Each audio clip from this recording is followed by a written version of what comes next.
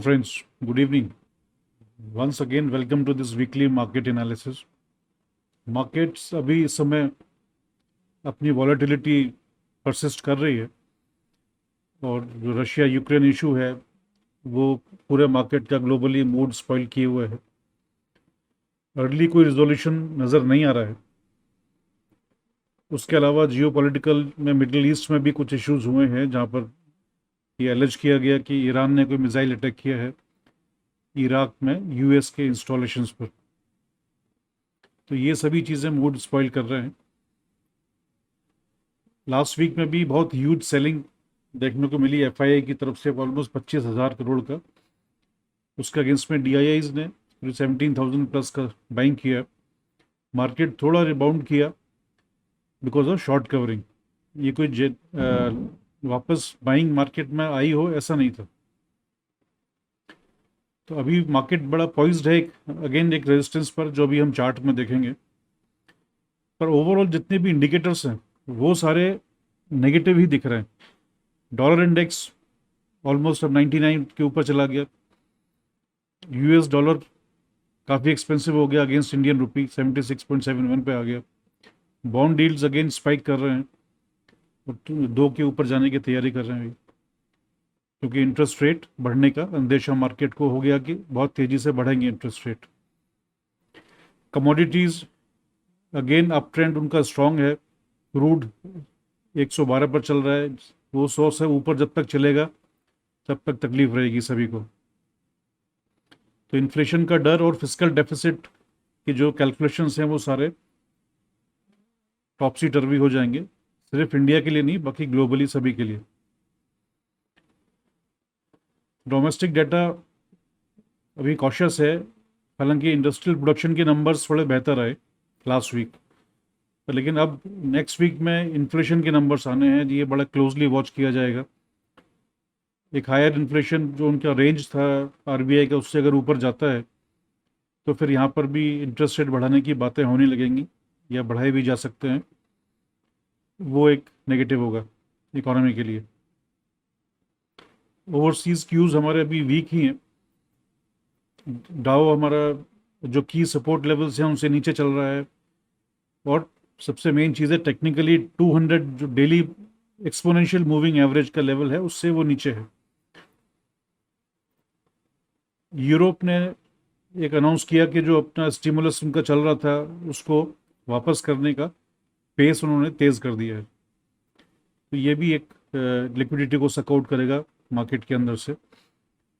Overall inflation और geopolitical ये tensions ये सबसे बड़े कंसर्न्स हैं मार्केट के लिए नियर टर्म में।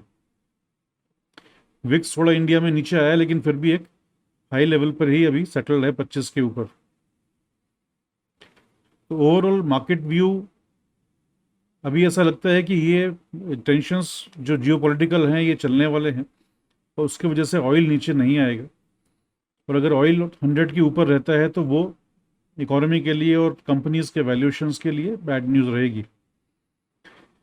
मार्केट थोड़ा बहुत ऊपर नीचे होकर धीमे धीमे वो नीचे की तरफ जाने लगेंगे या फिर एक रेंज में रहेंगे जब तक ये वॉलेटिलिटी रहेगी। और निफ्टी भी हमारा 200 डेमा के नीचे है। जो हमारा 200 डेमा का लेवल अभी आ रहा है 16,688। जब तक इसके नीचे निफ्टी रहेगा सेंटीमेंट डाउनवर्ड्स ही रहेगा। अपवर्ड बाइंग का सिग्नल तभी आएगा जब निफ्टी बहुत कंक्लूसिवली इस लेवल को ब्रेक करके ऊपर की तरफ निकले और वहाँ पर क्लोज करे 1-2 दिन। तब ये एक विचार बन सकता है कि हम वापस मार्केट के अंदर बाइंग आ रही है। तो अभी अच्छा समय नहीं है कोई भी डायरेक्शनल ट्रेड लेने का। ग्रेजुअल एक्यूमुलेशन करना चाहिए जो चोजन सेक्टर्स हैं, जो हमने पिछली बार भी बात करी थी और अभी हम देखेंगे कि उन सेक्टर्स में हमको ग्रेजुअली एक्यूमुलेट करते जाना चाहिए।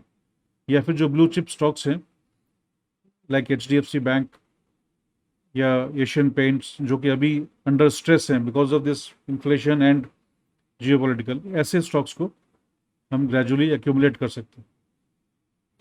और जिन लोग के पास में होल्डिंग्स हैं F&O स्टॉक्स की लॉट साइज में, उनके लिए एक मौका है कि वो अपना एक कॉल्स को सेल करके एक मंथली इनकम जनरेट करते रह सकते हैं। ये हम अभी आगे देखेंगे किस तरीके से करना है उसको।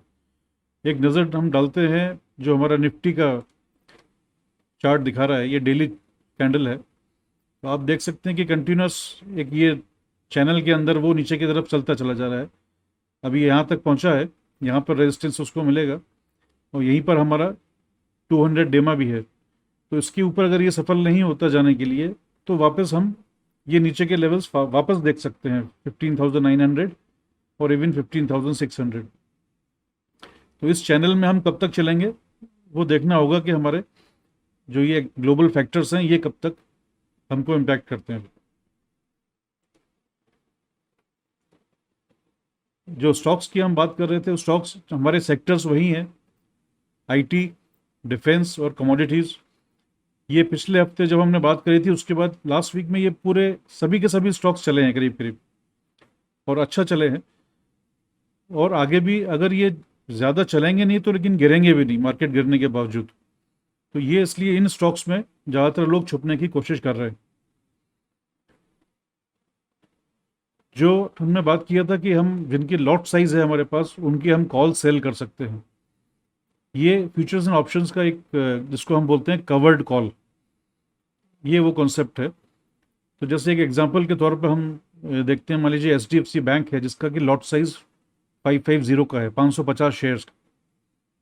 अगर आपने पहले के 200 शेयर खरीद के रखे हुए हैं और वो मान लीजिए आपने 1520 के भाव से लिए हुए हैं, तो अब आप उसमें 350 शेयर और खरीद लीजिए जिससे कि आपका लॉट साइज का बन जाए पूरा क्वांटिटी 550। आज का रेट उसका 1396 रुपये है। तो ये आपने अगर 550 शेयर खरीद लिए तो आपका एक लॉट पूरा ये कंप्लीट हो जाएगा और उसका एवरेज कॉस्ट आ जाएगी आपकी 1440 रुपये के आसपास। तो आप उसके ऊपर का एक 1450 की स्ट्राइक का, आपकी कॉस्ट 1440 है यहाँ पर लगभग, उससे ऊपर तो 1450 का एक स्ट्राइक आप सेल कर सकते हैं जिसका अभी करंट भाव 15 रुपये चल रहा है। तो आपको करीब 8,250 रुपये मिलेगा इसमें। अब इसको आप इस मंथ की एक्सपायरी तक होल्ड करेंगे और अगर ये स्टॉक HDFC बैंक कहीं नहीं जाता है, अगर यहीं पर रहता है जहां अभी है या थोड़ा बहुत उससे नीचे जाता है, तो आपको ये 1% के लगभग का रिटर्न, ये 8,250 रुपये आपको पूरे मिल जाएंगे। और अगर HDFC बैंक रिबाउंड करता है और 1450 के ऊपर चला जाता है, क्लोज होता है मंथ एंड में, तो भी आपको ये 8,250 भी मिलेगा। और उसके अलावा आपको ये जो डिफरेंस है 1441 और 1450 के बीच में 9 रुपये का, 9 रुपीज़ मल्टीप्लाइड बाई 550, तो ये करीब 4,500 रुपये और मिलेंगे। तो लगभग आपका जो रिटर्न है वो 1.66% हो जाएगा अगर ये 1450 के ऊपर जाके क्लोज होता है। तो जब तक वॉलेटिलिटी हाई है, जब हाई वॉलेटिलिटी होती है तो प्रीमियम्स हमको अच्छे मिलते हैं। तो ऐसे समय में जिन लोग के पास फंड्स हैं वो लोग अपने होल्डिंग को लॉट साइज में कन्वर्ट करके और फिर उसमें हर महीने वो एक रिटर्न निकाल सकते हैं उससे safely without any further risk. So friends, this is all for this week. To sum up, we have to be cautious और अभी बहुत ज़्यादा कमिटमेंट नहीं करना है और वी हैव टू वॉच कि मार्केट्स और ये जो ग्लोबल इवेंट्स हैं ये किस तरफ जाते हैं। जब स्टेबल हो जाने के बाद ही हम जो है वापस डायरेक्शनल कॉल्स लेंगे। Thank you so much for watching. Good night.